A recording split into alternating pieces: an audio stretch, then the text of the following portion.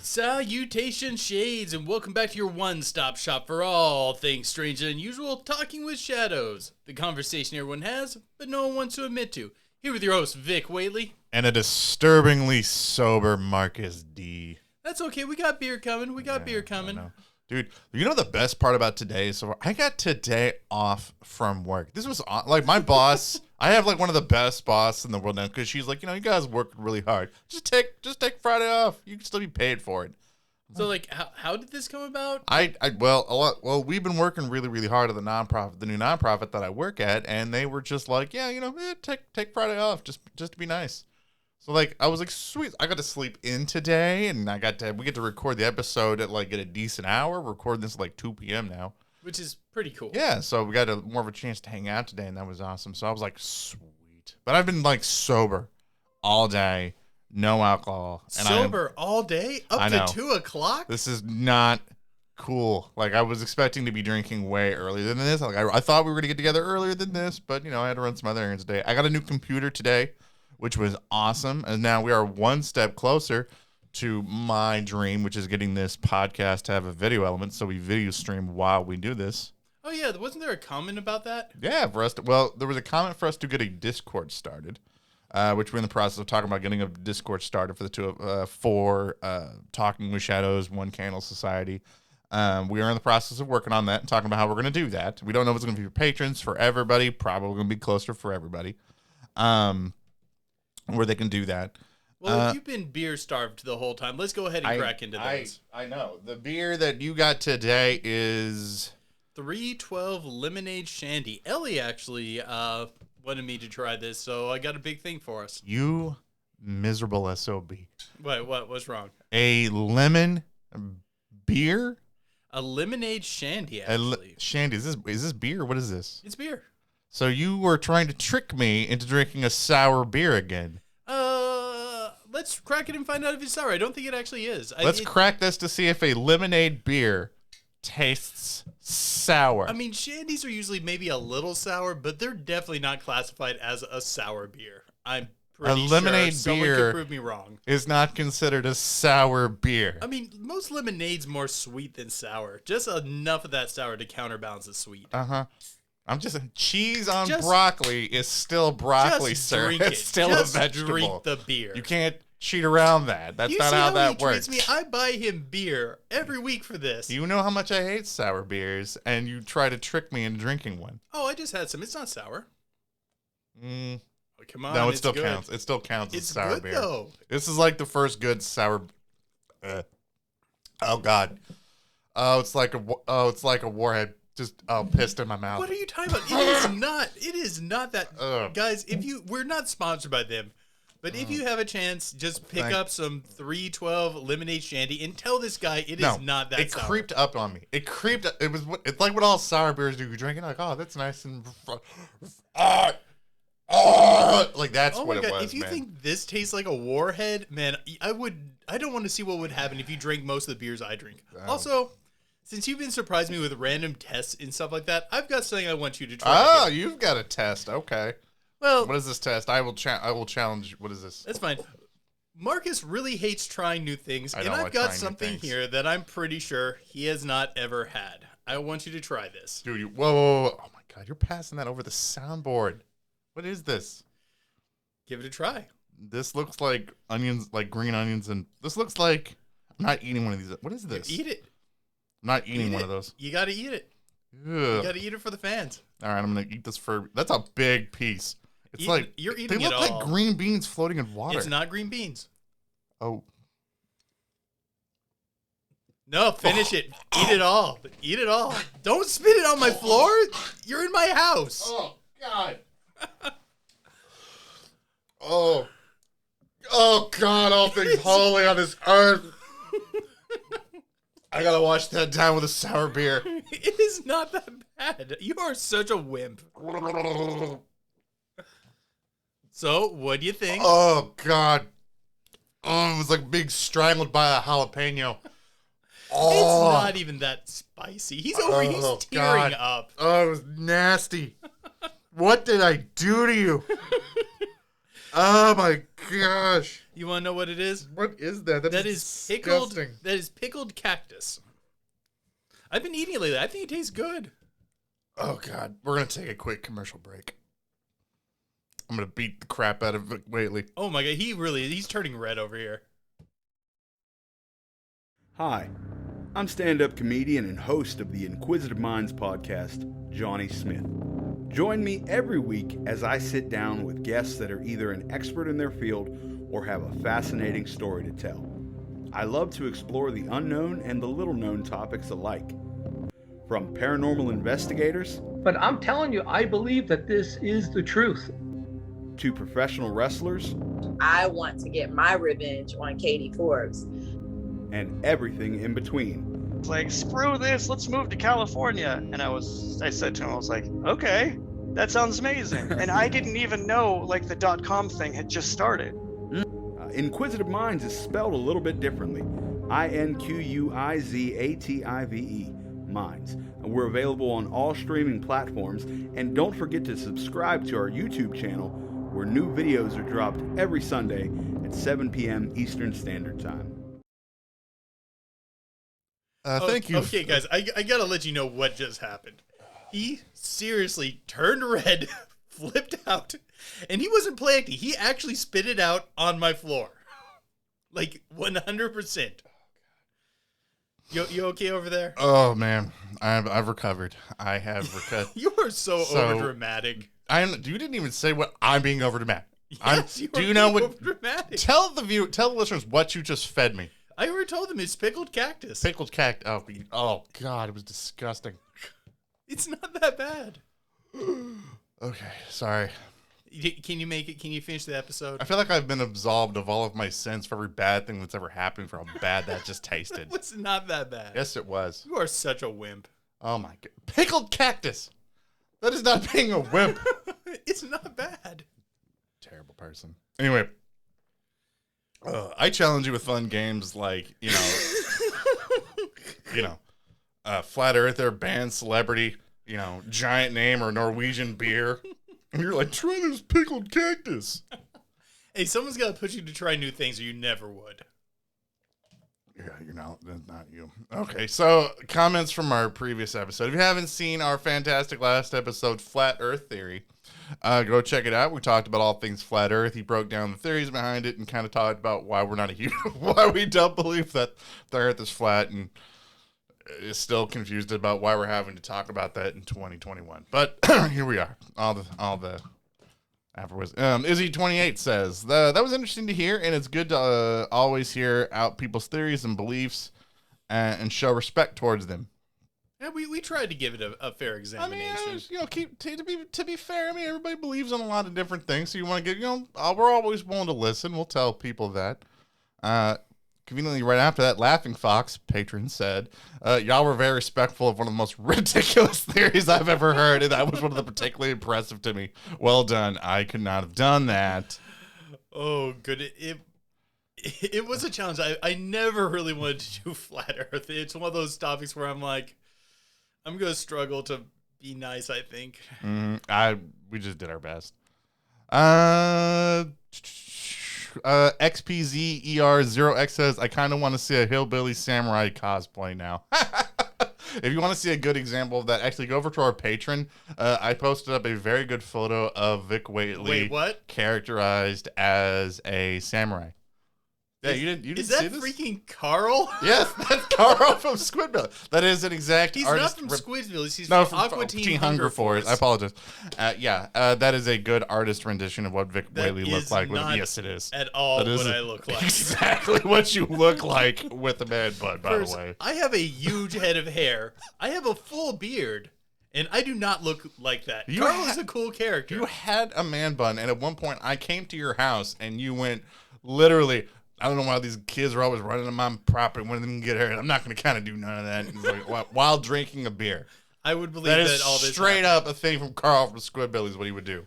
That it's Aqua Teen Hunger Force. Squidbillies is a great show, but that's not what it's from. I don't know why I keep saying that. It's because sorry. But either way, no, that is not what I look like. Sorry. If you want to find out what I look like, go sign up on Patreon, and there are some things where you see us on camera. Yeah, if you sign up on Patreon, you actually see some of us. You see us on camera talking about a lot of the different topics. Delcos Man said, "Please go watch MFTFE or McToon. They do get presented arguments against their points, and all they do is say nuh-uh or insult the globe earthers.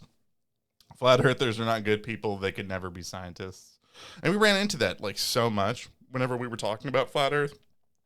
A lot of the flat earthers, whenever they were presented with good arguments, would go, "No, that's not true." Oh yeah, actually, there was a episode of Globe Earth I saw where they were answering questions against flat Earth, and pretty much every question they just said that's a troll question. That's a troll question. And the thing is, they were pretty legit questions. Philip Narr said, "Hey guys, just curious if the Earth is flat. What's on the other side of the Earth?" Of that flat Earth? Is it just rock, home of the reptile race? Most flat earthers will just tell you rock. Like, they'll just be like, yeah, there's rock under there. Like, I saw a lot of people saying, like, either we don't know or don't worry about it. This is about what's up there, not what's down there. Don't worry about it. Pay no attention to the rock behind the curtains. Don't pay attention to that. What's wrong with you, man? Said, need video, expand your platform.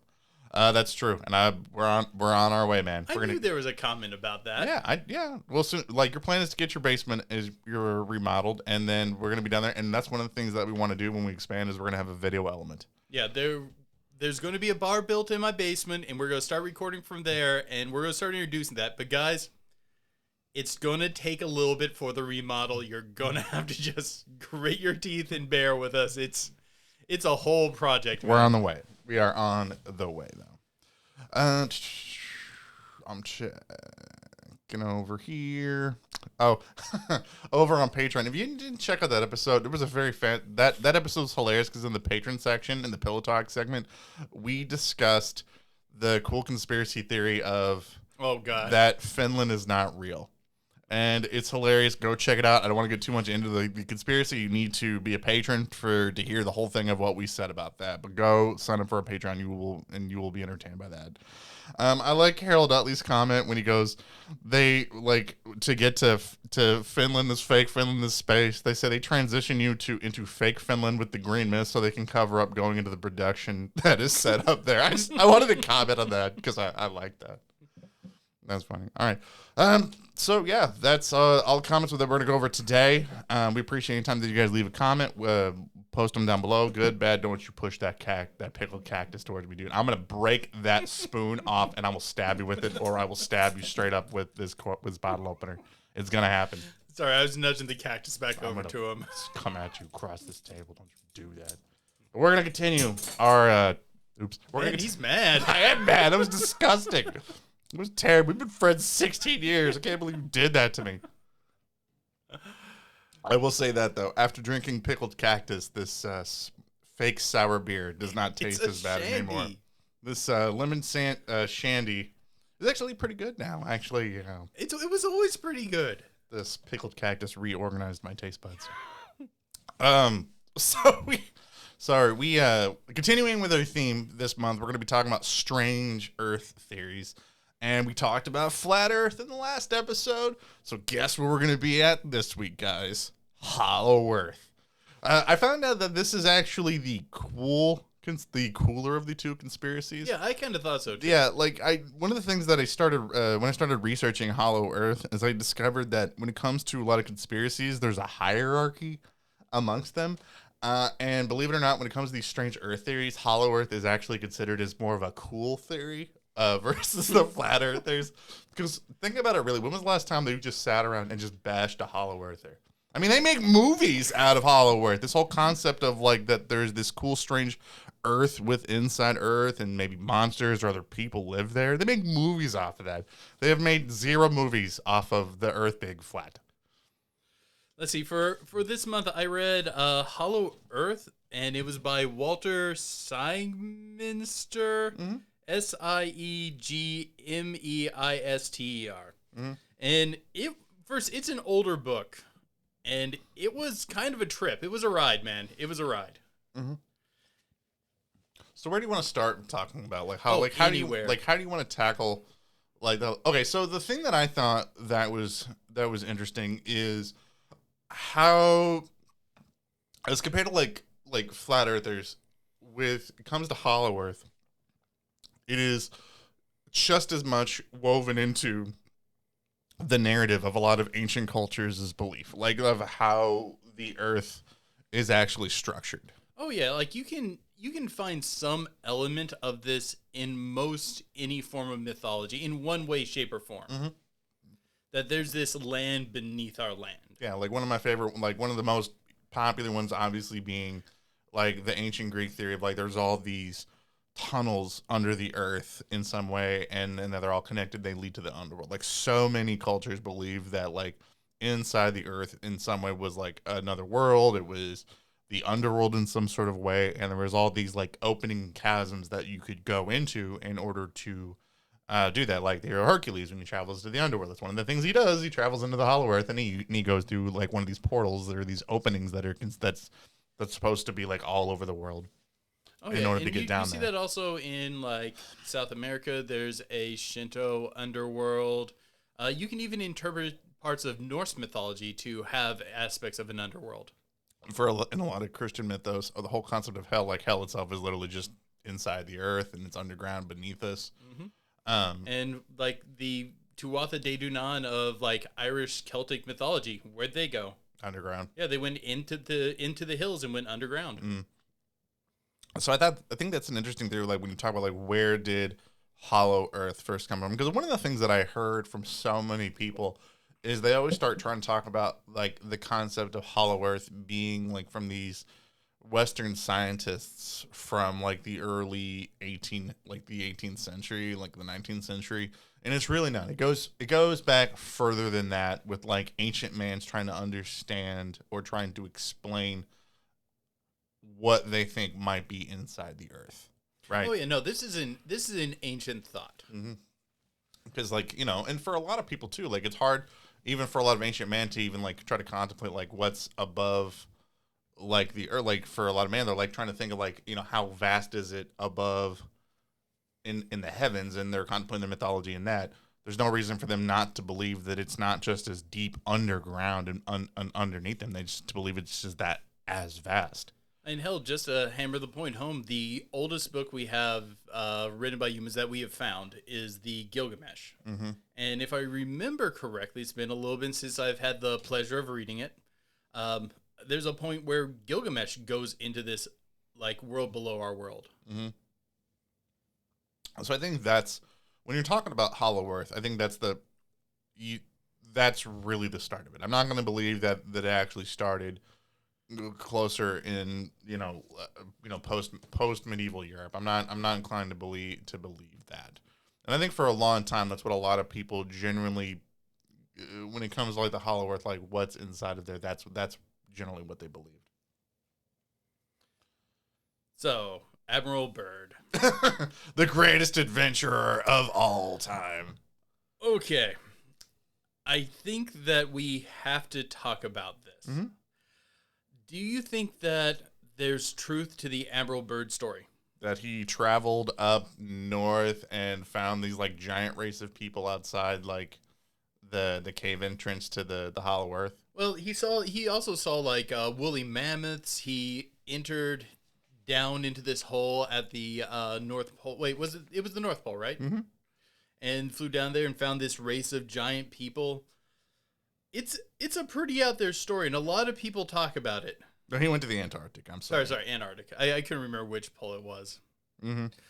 But there are some things about it that kind of raise some red flags for me. What about you? Were there red flags that say he traveled to the South Pole and found woolly mammoths? Yes, there was a few things that popped as red flags to his story. That don't even okay. There's a part where he apparently gets out and talks to some of these giant people, mm-hmm. and he doesn't express, when you're telling a story about meeting new peoples, language is usually a major part of it. Mm-hmm. But I didn't find really a whole lot about language. It's just like he was there and he successfully talked with them. Well, if you do I think that his story is true? Do I think his story is credible? I'm gonna go with personally no, but mostly just because I don't believe in the Hollow Earth theory. But if you think about like where did a lot of like, if you look at like a lot of like old timey like movies and stuff where people are trying to travel like inside the earth, and you see a lot of those like Hollow Earth inspired so many of those old timey movies where people would be in a submarine and they would travel like underwater, or they would travel underground and they would get to these like vast like expanses of like jungles, or they would find volcanoes underground and things like that, or even other oceans underground and things like that. It all got inspired by birds. That stuff was inspired by Bird's trip to the Antarctic because of that when he went there. I mean, it's a pretty fascinating story, but like usually when I listen to a story, I usually try to determine if it makes sense within the story. And I really feel like there's aspects of this one that doesn't. I mean, sure, the guy was apparently a military man, and if you get to be an admiral, I imagine you have to be a pretty trustworthy person. Mm-hmm. But there are areas where internally the story just doesn't make that much sense to me. Well, I have a hard time believing that like giant races of people and woolly mammoths can live underground because of what it looks like underground. Like it'd be really hard for any large mammal to live underground. Okay, I'm going to play devil's advocate here. And basically, when they say there's this underground world, they're talking about a world that has its own biome, its own sun, its own civilization, and things like that. And assuming that there's some way for them to actually, because in theory, their floor is the opposite of ours, where we're walking upward, they're walking downward. We both would have the same flat floor. So if something's living in that and then gets to the hole, and assuming there's some way for it to come out of the hole, perhaps it could, and that animal perhaps could live for a certain amount of time up there. I don't think it could sustain its life there. If there's a sun inside the earth? This gets really complicated here, but yes, most Hollow Earth theorists believe that there is a sun within the earth, that there's this big burning ball. Now, when you get down to the nitty-gritty of some of the explanations of how it works, it gets weird, because I've read things about how it just kind of hovers there, because where would it set? If it's on the inside of a ball, it couldn't really set anywhere. But then I'll read things about people who've gone and interacted with their culture, and will come back with rituals they do at sunrise. Well, but how is there a sunrise? How could you have a sunrise if you're on the inside of the ball? Because where would the sun go? Well, okay, I think the reason about why you start, the more when you start looking into the science, like of a lot of like how a sun or how, civilizations could live inside the earth, the more that we seem to like understand science and understand the world around us, the more this mystical element starts taking place, and the more of just super science we do not understand is what seems to keep them going down there. Like, perhaps maybe the people down there, because they're generally ascribed to being very technologically advanced, which the reasons behind, most authors argue down there there's no war. There's no fighting over resources or anything like that. And since there have been no wars, there's nothing that's set back their technological advancement. And thus they've been able to catapult themselves forward. I do have an argument there. It seems like we humans scientifically advance a lot faster in moments of adversity than in moments of peace. Mm-hmm. That idea of, if we're not having any wars, our science is going to advance super fast. Like, I'm anti-war. I'm not using this as a pitch to be pro-war and things like that, but I'm just saying it seems like we advance a lot faster when we're under adversity than when we're at peace. Mm-hmm. And that's the reason why we can't. And that's the. I have a hard time believing that there are these 12-foot tall super civilizations underground, because again, it seems like a very cop-out answer of just saying, oh yeah, they have super science, they live down there.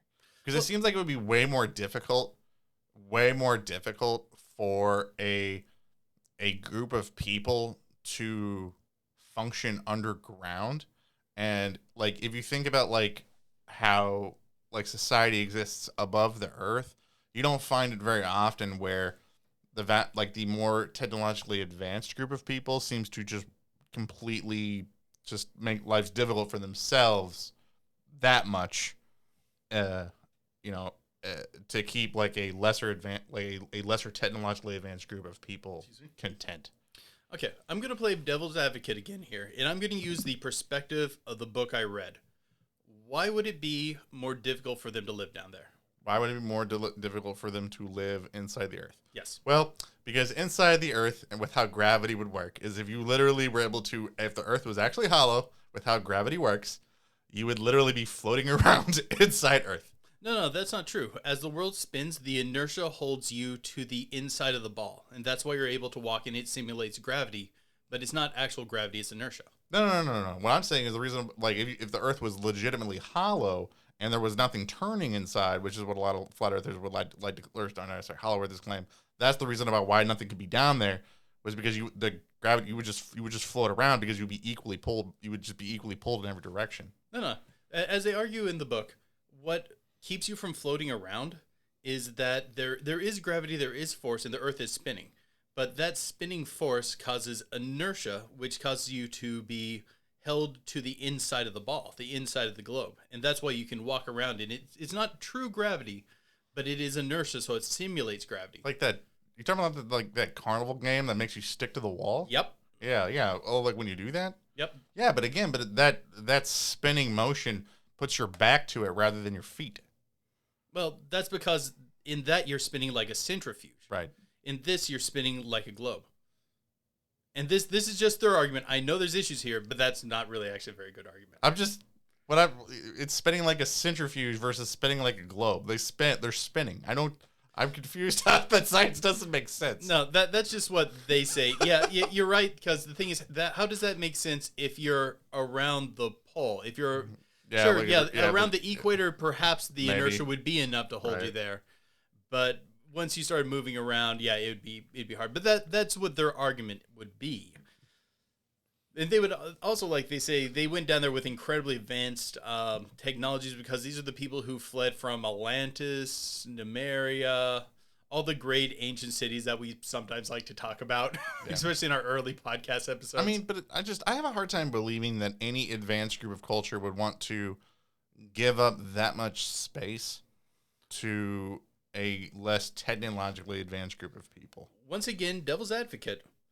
They fled down there to avoid the nuclear fallout from their own atomic war. Mm-hmm. Also, by avoiding solar radiation, which the inner sun does not put out, they actually do not age. The inner sun does not have radiation. It does not have the sort of solar radiation that causes us to genetically break down. They're going to, and at least from the perspective of the book I read, the only reason humans age, get sick, fight, and do a whole lot of other stuff is because we live on the surface where there's too much solar radiation and radiation from atomic testing, which they don't have down there, so they live forever in perfect health. And our diet is intentionally poisoning us. Why would an inner sun not put off radiation like the one in space? Because it's magic inner sun. Because I'm just... It just doesn't. Sun in space, evil, sun at the core of the earth. Truthfully, they don't give a good answer for why the inner sun does not do it. Okay. And when was this book put out, do you know? Oh, goodness. I knew that, but I kind of forgot. Okay. I want to say it was the 60s or 50s. And that doesn't surprise me. Honestly, I was about to say it's either going to be from the 50s or 60s.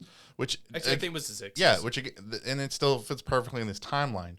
So many religions and philosophies and beliefs were spurned after 1945 during the nuclear arms race.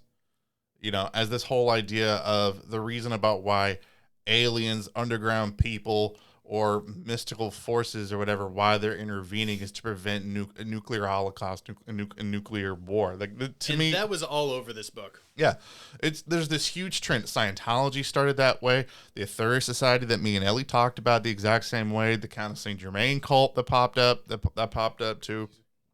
All of these people popped up around the same time, all saying the same thing that you're saying, is that, that they live underground, and it seems like. But you know what? Can they explain to you why you're such a lustful, violent, horrible human? Because these guys got an answer for it. Is this because I don't have enough Jesus in my heart? Nope. No. It's because you are poisoning yourself with how you eat. Salt is poison. Meat is poison. And all these things, if you take salt and meat and all this processed stuff out of your life, first, you're going to lose all desire for sex and all desire for violence, and you will be a perfect, peaceful person. This sounds a lot like my doctor. He's like, you should cut out salt and cut out red meat. And you should only eat like raw vegetables and live off that for your whole life. Well, and they actually believe like putting salt in anything is just straight up poisoning you. And they believe these poisons cause you to become... Okay, I don't know how these people thought early humans could have got by, but they're basically claiming in a state of nature, humans have no sexual impulse. Mm-hmm. That if we are living our perfect life as these biological beings, we'd have no sexual impulse. But then how would the human race ever have reproduced? No, that's not even the first group of people. And that's not even like a singular, like even from this book of what this person was talking about. That's not the first time that I've even heard that. Like, have you heard of the Korean Unity Settlement? No. Okay, so the Korean Unity Settlement was this a cult, religious movement, whatever you want to call it, that popped up around like the 1870s, and essentially they moved around the United States before they finally settled down in Estero, Florida, in 1894, and they were. God, his last name was Teague. I want to say Cyrus Teague. Cyrus. Actually, this was in the book. Yeah. So no, was where this was coming from too. Was that guy talking about that? He's in communication with them. Right. But Cyrus Teague, he takes his Korean Unity Settlement and he takes them to Florida, and he's talking a lot about the same thing that you're talking about, where society's morally corrupt. People need to not have sex except for procreation. Like there's like he has like levels within his cult, like of like you can be in, and there's a very, very small ring of people that can actually have sex, but it's only just for procreation. But the vast majority of people shouldn't. Cults. Yeah, and he also believed that the Earth was hollow, and there seems to be this weird connection with that of this moral purity when it comes to people that, at least like on this line of thinking, that belief that the Earth is hollow. But the hollow Earth people don't have to do that. They actually can reproduce without sex at all. Look, I don't care what the Hollow Earth people do. Like they can live their lives in their Hollow Earth little settlements, hanging out, being celibate, singing Kumbaya. I'm gonna live up here, eat my salt, eat my red meat, having sex. That's what's gonna happen, okay? Well, check this out, and I'm just gonna give this description, like a full-blooded, solid earther that I am. Okay, I'm going to give this description to you, and I want you to wait till the end of the description before you chime in with some of the issues. Mm. Okay. First, in the Hollow Earth, there's no marriage. Men and women just live down there and float between different partnerships as their life goes on. They share all belongings in kind as a commonwealth with each other. Socialists. You gotta hold your thoughts. They no longer have to reproduce because they reproduce through parthenogenesis. Basically, the process where you just give birth to a clone of yourself without having to actually do any sexual reproduction. All people born there are female, and it's a matriarchal society that lives in perfect balance and equality. And they consider the female form to be the perfect form. Go. The hell is this? I don't even know where to. I'm trying to unpack this here. I'm trying to unpack this whole idea of, first off, even how they came to this conclusion. Because they went down there and talked to him. And this is what they told them? Yep. And apparently saw as well. Okay, here's one of the questions I had. Okay, so men and women don't get married and stuff, and they reproduce through parthenogenesis, only giving birth to females. Yeah. How are there any men? How are they making these? They make all these social statements on how men and women live together, and then they say they only give birth to females. Where are these men coming from? No, those are birth defects. Apparently. Men are birth defects down there in the Hollow Earth. Apparently, but it seems like they imply that there aren't any, but then they also imply that there are at times. It's not very consistently written. It's like, while I'm reading this, I'm like, this contradicts a lot of things you've already told me. I have a like here's another one. Why would they think that that's appealing to anybody up here? No, I would hate to. Okay, I believe humans need emotions. We need that nasty, hot sexual energy that we have. These are all important parts of the human condition. How are you going to recruit anybody to that philosophy of like trying to say this is how we should live, or this seems to be like a good idea of like what's down there? Like, I don't want to live in some sort of neutered world that doesn't have salt. That sounds terrible. That sounds horrible. Like two things I need. I need sex and salt. This sounds like something that mothers would tell their kids to like scare them at night. It's like, now you behave and listen to your parents, otherwise those hollow earthers are gonna snatch you up, take you down, then make you vegan and celibate. Like I feel like this is a threat. And that's the worst part. Like salt's vegan. Even vegans get to eat salt. Low sodium vegan diet. This would be like a no sodium. Okay, correct me if I'm wrong. I don't think humans can live without salt. I think we have to have salt, if I recall correctly. Yeah, like if you don't have enough sodium, you just die. Yeah, because don't you need it to make plasma? Yeah, but dude, here's the other thing too. You think that a lot of these cults would have learned by now that like this is just not a good recruitment tactic of just saying that we should either emulate this type of behavior, because all of these like celibate cults, they all die off. Like that's what happened like with the Unity. Oh, the Quakers. Yeah. Or wait, like no, it wasn't the Quakers, the Shakers. Yeah, well, the Correction Unity Summit was the same thing. They all died out because none of them would reproduce. They couldn't recruit anybody because nobody wants to live like that. No, I'm surprised they ever got anyone to begin with. Yeah. This got so weird, like, so fast with what I thought, we were going to talk about, like, with the Hollow Earth. I didn't get, like, super deep into, like, the people that lived and the stuff that lives down there. Like, I got very hung up on, like, the 18th century people, like Edmund Hillary, that started talking about like that the Earth was hollow. Well, there was this huge big push around like the 1870s that there was like Edmund Hillary, like with Haley's Comet's named after. First proposed like was like 1870 things. I think when he does this, the theory of trying to explain why he thinks that the Earth is hollow. This is the first legitimate argument of them trying to say why do they think that like the Earth is hollow, because he was having issues with trying to explain like the difference between the difference between like true north and like north that like magnetic north and true north. Yeah. So he's having issues with this, and he's and like to explain the reason about why this occurs is he says, oh well, to do that there must be some sort of thing, something spinning inside the Earth that's causing this. And that's where this idea of another Earth inside the Earth starts coming from during this time period. Just to make sure I'm following you, he doesn't believe like it's a ball and you're walking around on the inside of the ball. He thinks there's a separate planet within our planet. Yeah, think of it kind of like a Russian nesting doll, where there's like you pop the doll off, there's another doll inside, and you pop that off, there's another doll that's inside. It was the same concept. Where there's some other spinning ball of Earth inside the Earth, and there's another Earth that's inside there. And one of the things that he also talked about too was he thought that like there probably was an atmosphere in there, because like he thought that like the Aurora Borealis was like our atmospheres mixing together. Like there was an atmosphere escaping from there, and that's the reason that causes that. Not solar radiation? Well, not solar radiation at the time. Again, he's working with the science guy at the time. That's fair. He's trying to explain it. And so all of these different Earths are spinning inside there. And then when he's like having to contemplate, is there life down there? His kind of answer was, well, there's probably life down there. There's life in nature. So, okay, I mean, he never says what life looks like down there. Okay. I do have a question along these lines, but okay. So would the humans on the next smallest Earth be mini humans or actual size humans? No. He didn't say necessarily that he thought they were humans.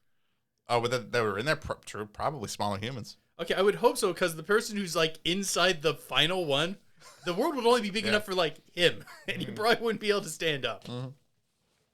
Yeah, but that's what a lot of people at the time, like during this time, was arguing about why they thought that the Earth was actually hollow. Was they're trying to explain electromagnetism and why you tend to have these things. But truthfully, like science still struggles with certain aspects of electromagnetism. Well, yeah, because it's difficult to explain. I mean, that's why a lot of people, I think, truthfully, the reason about why we have a lot of Hollow Earth believers today is because of these guys during this time, like Haley and Sims were trying to explain electromagnetism at the time during this time, and I think that's what kept it alive during that time. I kind of tried to explain this during the Flat Earth video, but I kind of butchered it. The 4 forces of nature. There are 4 things that we know a lot about how they work, but we don't really know why they work. And as much as science has tried to study them, we still don't really have a really good grasp on them. One of them is electromagnetism. I mean, okay, as much as I like to make fun of the magnets, how do they work thing, they actually kind of have a point that we really don't. We know how to use a magnet, and we know what's going to happen when you do this or that with a magnet. But exactly why the force appears is somewhat not understood. And the other side of it, because electricity and magnetism, they're the same processes. Like, why is it when we fire off electrons, each one wants to follow the previous one? We don't fully understand. And that's one of the 4 forces of nature, electricity and magnetism. The other ones are gravity, which I think we all understand pretty well. Weak nuclear force, which is why is so much energy released when we split an atom? We don't fully understand yet. And the other one is strong nuclear force. And do you know what that one is? That's kind of the interesting one, is strong nuclear force. Like, why do things like pull? No, I don't know. I'm not even going to try to explain it. Okay, so we know that an atom has this huge amount of power in it, right? And all that power, when released, is a massive explosion. Yes. If it has all that power in it, why doesn't an atom just explode? No one knows. Yeah, no one knows. What is this? It's called strong nuclear force. The force that acts on an atom that keeps it from exploding. We don't know why atoms don't just always explode. If there's that much force in one, and that force is acting on it, why wouldn't it just explode? That's a good point. I mean, mean, it's a big question that we don't really, and those are the 4 forces of nature, the 4 things, big mysteries in science. And I'm sure there's other big mysteries in science, but these are the ones that we've categorized under the umbrella of the forces of nature. Well, see, even though we don't fully understand those things, so then we can't totally disprove that Hollow Earth's not a real thing, that there's not another Earth and group of people living inside the Earth. It is kind of hard because it's hard to dig down very deep in the Earth. Well, because eventually what starts happening is, which I thought was hilarious when I was researching Hollow Earth, is we've attempted to drill inside of the Earth since like the 1960s, whenever we were hell-bent on getting to the mantle, and every single time the same thing keeps happening. It gets too hot. the drill just overheats. We're like, yeah, we gotta stop. And then everybody's like, yeah, we got up to 500 degrees, or we got up to 300 degrees, and everybody just talks about that. Yeah, but we've never been able to actually get to the mantle of the Earth because it gets too hot. Well, the thing is that a lot of people will point that out and be like, oh, see, the Earth must be hollow. They're not willing to dig down the far. Truthfully, this issue makes the most sense. What do we make our tools out of? We make it out of metal. Why do we make tools out of metal? Because it's easy to melt metal, and therefore, because that way we can mold it. Yeah, it's really easy to melt and shape metal. What is lava? Melted rock. Rock is a lot harder to melt than metal. That's why we don't make things that much out of rock. It's hard to heat up in shape. You can actually kind of forge rock-ish, but you'd have to get your furnace so stupid hot to do it. If the heat's down there hot enough to melt rock, what are we gonna do with metal tools? Yeah, we're not gonna get anywhere. That's why we need to get rock-tipped drills to get down there. That's what we need. Okay, here's the issue. It's already hot enough to melt rock. Oh, that's true. So a rock-tipped drill isn't going to get us much further. We need something that's more difficult to melt than rock. Like maybe there are some rare metals that do have this, that can hold its shape against heat pretty well, but they're not things that we normally have in high abundance, and I still don't think they would survive those temperatures. The problem is, when we're dealing with a solid digging object, there's not a lot of things that we can make it out of. Like, say, if me and you were going to do this, what are we going to do? Wood? No. It's going to burst into flames. Rock? No, we already established it's already melted rock. Metal? Already a problem. What are we going to use as a digging tool? The thing, Space magic? Wizards, maybe? I don't know. The thing is, it's just too hot. The weird thing is I find it kind of weird that all these other some of these countries, including the United States, try to come up with clever aha ways to try to get around this. To me, it still sounded dumb. The United States, at one point when they decided to drill, they're like, oh, you know what we're gonna do, because we're gonna go through water instead, and that's going to be cooler. That way we're not going to have as many problems. Not when it's that hot. Yeah, I know. Like, you're just going to get through the water. And then they did the same thing whenever they went through, like, they went to the Arctic and they did the same thing. I'm like, you realize you just hit rock, right? Like, that's not more impressive. You're just going to run into the same problem. It's just going to get certain hot at a certain point, and it's just going to melt your instruments. Yeah, when we're dealing with such potent forces of nature like lava or even just the heated rock of the mantle, those are such high numbers that it's really hard for us to work around. Like right now, us as humans bearing our full technology against it, we don't have a really solid way to do this. That's why we don't do it. That's why we don't deal, because no one 100% knows what the core is. Some people say it's superheated like nickel. Some people have postulated that it could be plasma. We don't 100% know what's down there because we can't get down there. There's nothing we have that's going to be able to get down there. Whatever we do know that's down there, we know that it has to spin in order for us to be able to survive up here. It does seem so, yes. Like at the end of the day, it doesn't matter what's down there. I don't care if it's nickel, plasma, another hollow earth. A bunch of dinosaurs. Those dinosaurs need to keep spinning. Because without that, then we don't have the electromagnetism that keeps our atmosphere where it's at. And then that just disappears. And then we all just essentially just bake at 60 billion degrees or whatever the sun's going to cook us up here. So whatever's down there, okay, Tyrannosaurus Rexes, they need to keep spinning. I strongly suspect it's not 60 billion. If there's just some woolly mammoth hamster that's down there, that's on a little wheel, just keep trucking, buddy. Yeah, just keep trucking, man. Just keep going. That way we can keep, putting on our podcast up here. I don't care what it is. At the end of the day, that's the most important thing, guys. Whether or not you believe in Hollow Earth or not, whatever's down there needs to keep spinning. Just like Dory. Just keep spinning. Just keep spinning. I like living. Okay, something that I thought was really odd in the book I read. They said they did acknowledge like maybe Admiral Byrd did meet some giants. Maybe he didn't get all the way down to the Hollow Earth. But they said that that's not what the people in the actual Hollow Earth look like. They're short, Mongolian or Inuit-looking individuals. And they said, and I'm going to explain, this is another one where I'm going to explain it, and you can tell me where the flaw is. You sound like you're just about to say a racist.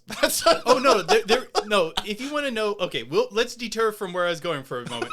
There's a lot of really racist stuff in this book. Like there's several times where they're like, oh, supposedly this scientist did this, but his only witness was, quote unquote, a Negro, and thus cannot be trusted. That is things that they had said in this book, and it's some really racist stuff. Like I recommend books to people, and yes, if you're the sort of person who just wants to leave that sort of stuff out, you can skip this book and you'll be fine. If you're good at kind of accepting, maybe that's just how they thought at the time, and you can use that as an examination of the flaws of the people of the past, then I guess sure, maybe read it. And I don't think it was that amazing of a read myself, so I just generally don't recommend it.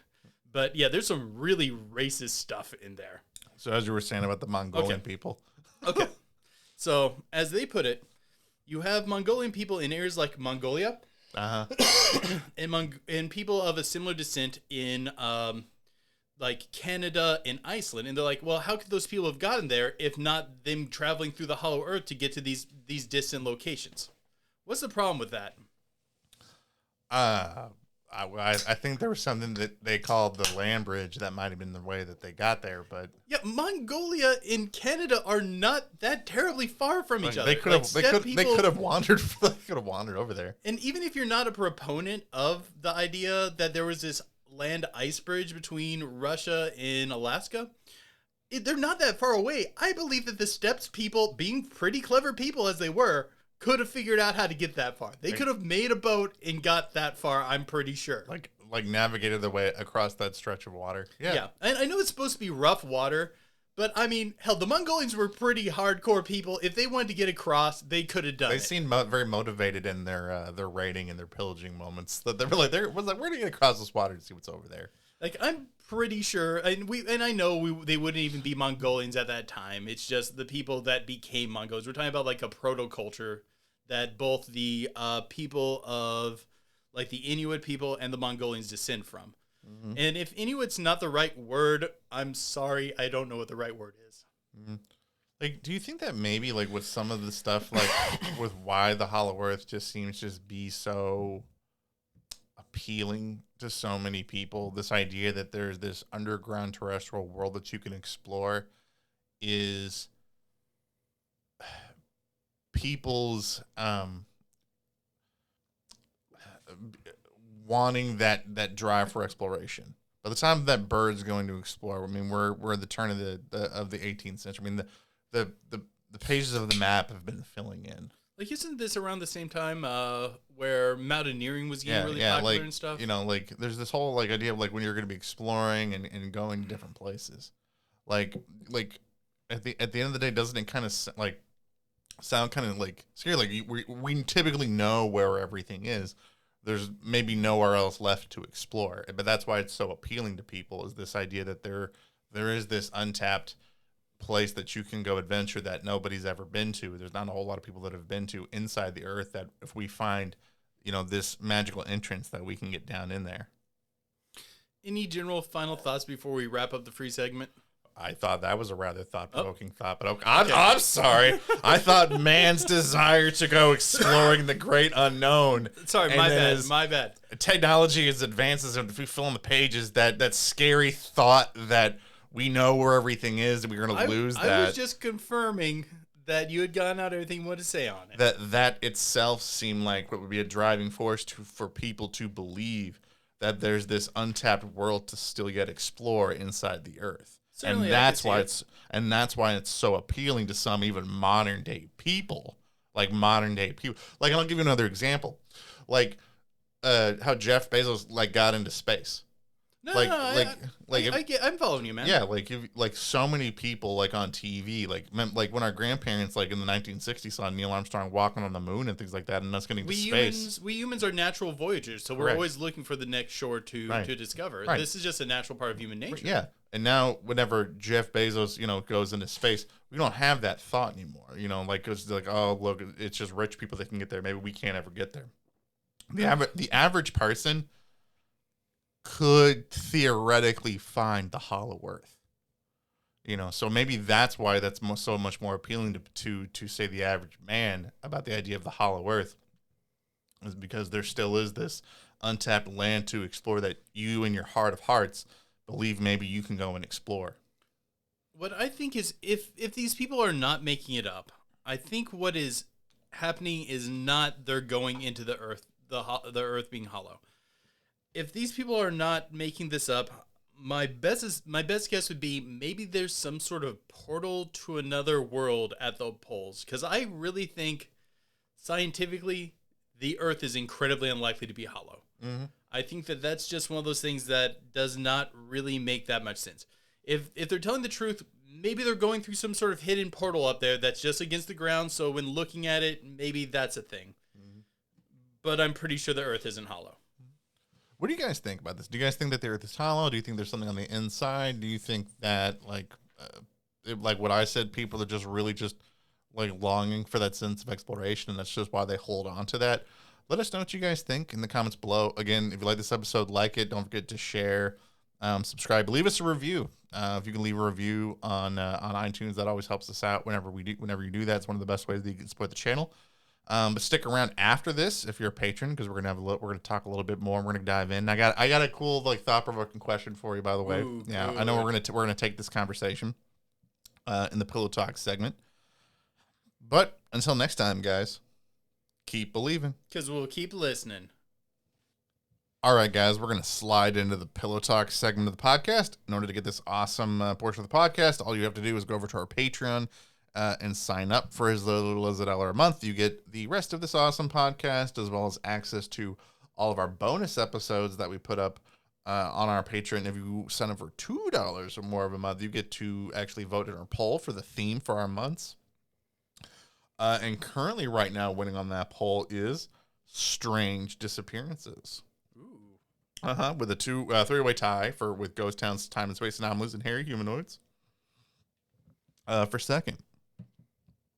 Okay, I'm really curious about this question you have. Yeah, so... But also... No, I'm not trying any more of your... Finish it. I'm not trying any more of your terrible pickled cactus. Eat it for the patrons. I will buy a knife and stab you. The patrons want you to finish it. No. It is disgusting. I ate it once. Don't you love the patrons? It has rearranged my taste buds, and now I like sour beer. I've already washed the taste of that out of my mouth the entire time. You at least like shandies. I wouldn't call it a real sour beer. That is disgusting. That is a person that had too much time on their hands, did that, and then is like punishing the rest of us.